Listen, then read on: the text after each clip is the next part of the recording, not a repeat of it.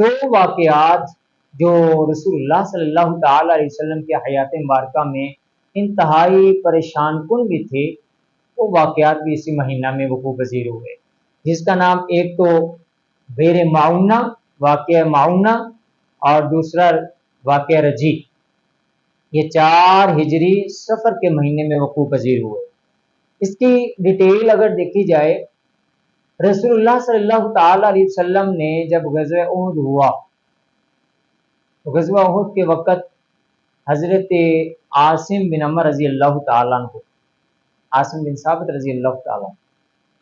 انہوں نے عقبہ کے والد حارث کو قتل کیا تھا، اور اس کے علاوہ کثیر مکہ کے لوگوں کو قتل کیا تھا، جس کی وجہ سے سلافہ نامی عورت نے قسم اٹھائی تھی،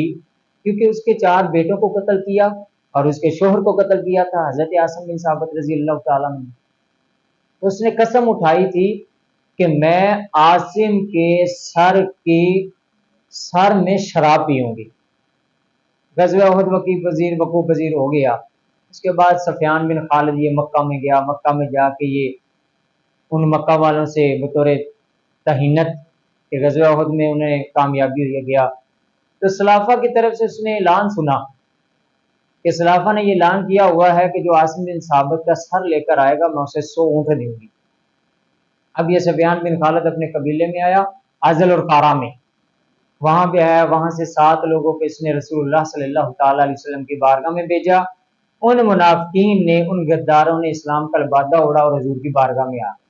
کہا، یا رسول اللہ صلی اللہ علیہ وسلم، ہم اسلام سے بڑی محبت کرتے ہیں، ہمارے ساتھ اپنے کچھ اصحاب کو بھیجیں تاکہ ہمارے ہاں وہ اسلام کو جا کے پھیلائیں۔ رسول اللہ صلی اللہ علیہ وسلم نے 10 صحابہ کو بھیجا، جن میں حضرت عاصم بن ثابت رضی اللہ تعالیٰ عنہ، ان کو عاصم بن ثابت رضی اللہ تعالیٰ عنہ کو امیر بنا کے بھیجا۔ یہ لوگ جب راغب اور جدہ نامی کے درمیان قبیلہ حذیل کے کنویں رجی نامی کنویں چشمے پر پہنچے، رجی نامی چشمے پر پہنچے، تو انہوں نے غداری کی۔ ان کے 100 بندے بنو لحیان کے 100 لوگ آئے اور انہوں نے آ کے ان اصحاب پہ حملہ کر۔ حضرت عاصم رضی اللہ تعالیٰ نے چونکہ سنا ہوا تھا سلافہ کا قول، سلافہ کی بات سنی ہوئی تھی، تو آپ ایک ٹیلے پہ تشریف لے گئے، 10 صحابہ بھی آپ کے ساتھ، 9 صحابی آپ کے ساتھ تھے، تو ان کفار نے کہا کہ تم نیچے اتر آؤ، ہم تمہیں امان دیتے ہیں۔ عاصم رضی اللہ تعالیٰ عنہ، آپ نے فرمایا کہ یہ کافر ہیں، یہ دھوکہ دیں گے، یہ جھوٹ بولیں گے۔ آپ نے وہاں مقابلہ کیا، اور چونکہ آپ نے سنا ہوا تھا سلافہ نے وعدہ کیا تھا کہ وہ شراب پیے گی، تو آپ نے اللہ کی بارگاہ میں دعا کہ اے اللہ، اگر مجھے شہادت مل جائے تو میرے جسم کی تو حفاظت فرما۔ رب العالمین نے واقعہ ہی حفاظت فرمائی۔ اسی طرح ہوا جب انہوں نے حملہ کیا، 7 صحابہ شہید ہو گئے، 3 صحابہ پھر انہوں نے اپنی بات دہرائی کہ تم نیچے آ جاؤ، تمہیں امان ہے۔ حضرت سیدنا خبیب رضی اللہ تعالیٰ عنہ، حضرت عاصم رضی اللہ تعالیٰ عنہ، حضرت عبداللہ یہ نیچے تشریف لے آئے، لیکن حضرت عبداللہ رضی اللہ تعالیٰ عنہ کو انہوں نے شہید کر دیا۔ حضرت خبیب اور حضرت زید رضی اللہ تعالیٰ عنہ ان کو مکہ میں لے گئے، وہاں پہ جا کے سیدنا خبیب رضی اللہ تعالیٰ عنہ کو 1 سال رکھ کے اگلے سال سفر میں وادی تنعیم میں ان کو سب سے پہلے پھانسی لٹکا دیا گیا۔ چونکہ انہوں نے حارث کو قتل کیا تھا تو عقبہ نے ان سے خرید لیا، اور حضرت زید رضی اللہ تعالیٰ عنہ نے، انہوں نے صفوان کو قتل کیا تھا، صفوان کے والد کو قتل کیا تھا، تو اس نے خرید کے ان کو قتل کیا۔ حضرت خبیب رضی اللہ تعالیٰ عنہ کے بارے میں بڑا ایمان فروز بات آتی ہے کہ جب آپ قید میں تھے تو لوگ دیکھتے تھے کہ آپ انگور کھا رہے ہیں، حالانکہ اس وقت مکہ میں ایسا پھل نہیں ہوتا تھا، اللہ انہیں کھلا رہا تھا۔ اور پھر جب آپ کا پھانسی کا وقت آیا، انہوں نے آپ کو لے گئے، تنعیم میں لے گئے، تو ابو سفیان نے تنزن کہا، ابو سفیان نے کہا خبیب کیا تو چاہتا ہے کہ تو اپنے اہل و عیال میں ہو اور تیری جگہ رسول اللہ صلی اللہ علیہ وسلم کو معاذ اللہ پھانسی دے دی جائے؟ تو سیدنا خبیب رضی اللہ تعالیٰ نے فرمایا، واللہ،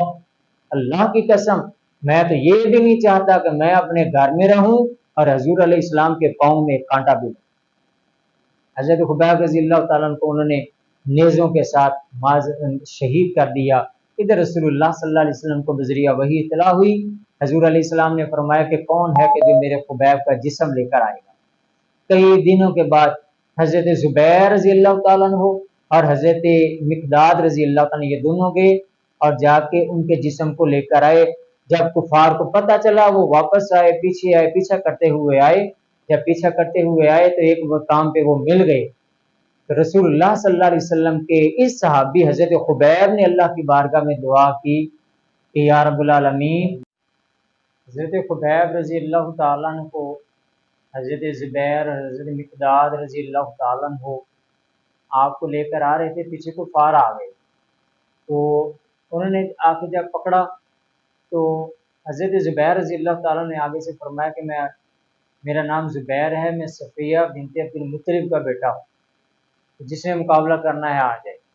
ادھر اللہ تبارک و تعالیٰ نے حضرت خبیب کے جسم کو، آگ کے جسم بار کو، زمین کو حکم دیا کہ وہ اس کو اپنے اندر سمو دے۔ اسی وجہ سے حضرت خبیب کا لقب ہے بلیغ العرض۔ اللہ تعالیٰ نے آپ کے جسم کی حفاظت فرمائی۔ اور دوسرے جو حضرت عاصم رضی اللہ تعالیٰ عنہ، عاصم بن عمر رضی اللہ تعالیٰ عنہ تھے، آپ نے بھی دعا کی تھی، کیونکہ آپ کو پتہ تھا کہ سلافہ نے میرے سر میں شراب پینی ہے،